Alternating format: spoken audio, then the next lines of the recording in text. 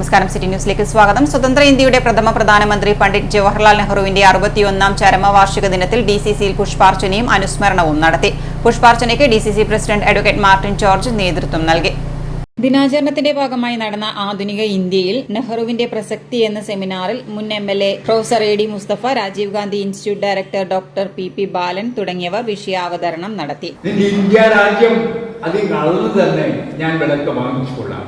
അത്ര വലിയ ധനാഢ്യനായ ഒരു പുത്രൻ നെഹ്റു അവസാനം ഈ ആനന്ദ ഭവനും പണ്ഡിറ്റ് രാമസ്യമൂർത്തി ഭവനും ഒക്കെ എന്ന് നമ്മുടെ രാജ്യത്തിന്റെ സ്വത്തുക്കളാണ്. അദ്ദേഹത്തിന്റെ പ്രസക്തി എന്ന് പറയുന്നത് ഈ രാജ്യം നിലനിൽക്കുന്നത് അദ്ദേഹം നടത്തിയ ധീരോദാത്തമായ പ്രവർത്തനത്തിന്റെ ഭാഗമാണ്. നമുക്കറിയാം അദ്ദേഹത്തിന്റെ മകൾ ഇന്ദിരാഗാന്ധിയുടെ മകൻ രാജീവ് ഗാന്ധിയുടെ മക്കൾ സഞ്ജയ് ഗാന്ധിയും രാഹുൽ ഗാന്ധിയും അടക്കമുള്ള ആളുകൾ ഈ രാജ്യത്തിന്റെ വിരുദ്ധമായി മുന്നോട്ട് പോവുകയാണ്.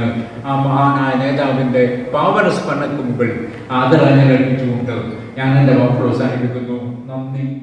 VV Purushothaman, advocate TO Mohanan, Rijil Makkutty, K Pramod, Manoj Kuveri, Suresh Babu Elayavoor, T Jayakrishnan, advocate Rasheed Kavvayi, CT Girija, MP Velayudhan, Sreeja Madathil, Noushad Blathur, കായക്കുൾ Rahul, Kookkiri Ragesh, CM Gopinath, Kallikodan Ragesh, K Ushakumari, NR Mayin, P Anoop തുടങ്ങിയവർ സംസാരിച്ചു.